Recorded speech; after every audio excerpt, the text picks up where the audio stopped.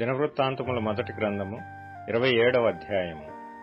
జనసంఖ్యను బట్టి ఇశ్రాయేలీల పితరుల ఇంటి పెద్దలు, సహస్రాధిపతులు, శతాధిపతులు అనువారి లెక్కను గూర్చినది, అనగా ఏర్పాటైన వంతుల విషయంలో ఏటేటా నెల వంతున రాజునకు సేవ చేసిన వారిని గూర్చినది.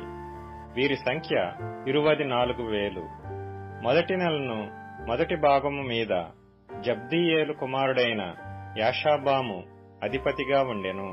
వాని భాగములో 24,000 మంది ఇండిరి.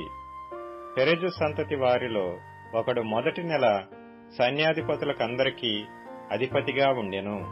రెండవ నెల వంతు అహోహీయుడైన దోదైదియు అతని భాగపు వారిదియు ఆయను.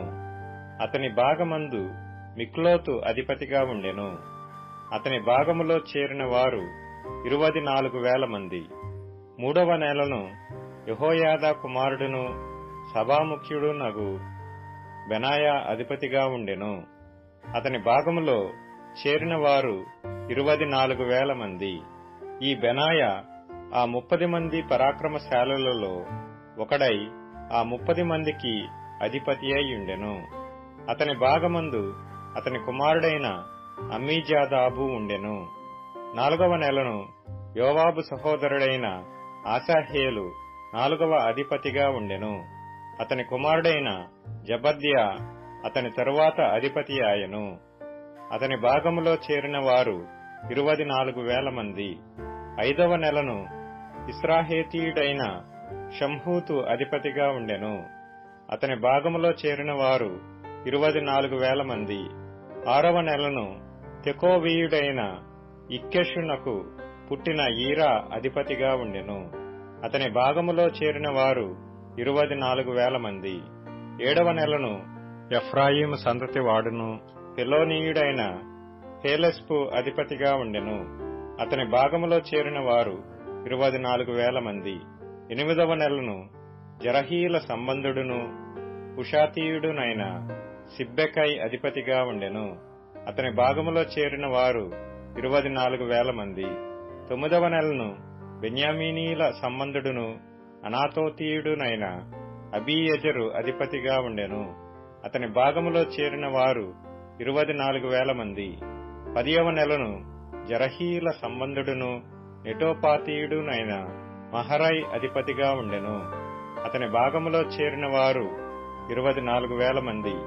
11వ నెలను ఎఫ్రాయిము సంతతి వాడును పిరాతోనీయుడైన బెనాయా అధిపతిగా ఉండెను. అతని భాగములో చేరిన వారు 24,000 మంది. 12వ నెలను ఓత్నీయేలు సంబంధుడును నెటోపాతీయుడునైన హెల్దయు అధిపతిగా ఉండెను. అతని భాగములో చేరిన వారు 24,000 మంది. మరియు ఇశ్రాయేలీల గోత్రము మీదనున్న వారి వివరమేదనగా జిక్రీ కుమారుడైన ఎలీయెజరు రూబేనీయులకు అధిపతిగా ఉండెను. మైకా కుమారుడైన షపట్యా షిమ్యోనీయులకు అధిపతిగా ఉండెను. కెమూయేలు కుమారుడైన అషబ్యా లేవీయులకు అధిపతిగా ఉండెను. సాదోకు అహరోనీయులకు అధిపతిగా ఉండెను. దావీదు సహోదరులలో ఎలీహు అను ఒకడు యూదావారికి అధిపతిగా ఉండెను. మిఖాయేలు కుమారుడైన ఒమ్రి ఇస్సాఖారీయులకు అధిపతిగా ఉండెను. ఓబద్యా కుమారుడైన ఇష్మయా జెబూలూనీయులకు అధిపతిగా ఉండెను. అజ్రీయేలు కుమారుడైన ఎరీమోతు నఫ్తాలీయులకు అధిపతిగా ఉండెను. అజజ్యాహు కుమారుడైన హోషేయ ఎఫ్రాయిమీయులకు అధిపతిగా ఉండెను. మనష్షే అర్ధగోత్రపు వారికి పెదాయా కుమారుడైన యోవేలు అధిపతిగా ఉండెను. గిలాదులోనున్న మనష్షే అర్ధగోత్రపు వారికి జకర్యా కుమారుడైన ఇద్దో అధిపతిగా ఉండెను. బెన్యామీనీయులకు అబ్నేరు కుమారుడైన యహసీయేలు అధిపతిగా ఉండెను. దానీయులకు యెరోహాము కుమారుడైన అజరేలు అధిపతిగా ఉండెను. వీరు ఇశ్రాయేలు గోత్రములకు అధిపతులు. ఇశ్రాయేలీలను ఆకాశ నక్షత్రములంత మందిగా చేయుదునని యెహోవా సెలవిచ్చియుండెను గనుక 20 ఏండ్లు మొదలుకొని అంతకు తక్కువ వయసు గలవారిని దావీదు జనసంఖ్యయందు చేర్చలేదు. జనసంఖ్య చేయు విషయమున ఇశ్రాయేలీల మీదికి కోపము వచ్చినందున సెరూయా కుమారుడైన యోవాబు దాని చేయనారంభించినే గాని దాని ముగింపకపోయెను. కాబట్టి జనసంఖ్య మొత్తము దావీదు రాజు వృత్తాంత గ్రంథములలో చేర్చబడలేదు. రాజు బొక్కసముల మీద అదీయేలు కుమారుడైన అజ్మావెతు నియమింపబడెను. అయితే పొలములలోను పట్టణములలోను గ్రామములలోను దుర్గములలోను ఉండు ఆస్తి మీద ఉజ్జియా కుమారుడైన యెహోనాతాను నియమింపబడెను.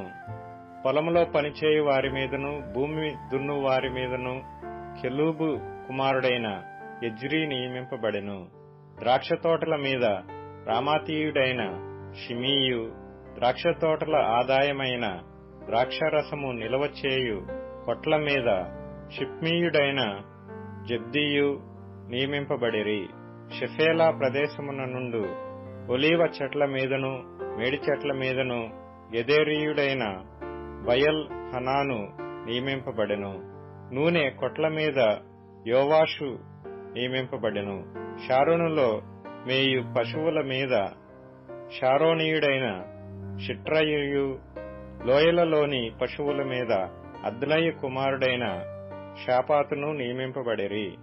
ఒంటెల మీద ఇష్మాయేలీయుడైన ఓబీలును, గాడిదల మీద మేరోనోతీయుడైన యెహెద్యాహును నియమింపబడిరి.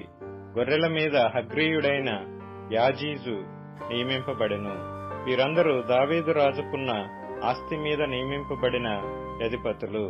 దావీదు పినతండ్రి అయిన యోనాతాను వివేకము గల ఆలోచనకర్తయ్యుండెను గనుక అతడు శాస్త్రిగా నియమింపబడెను.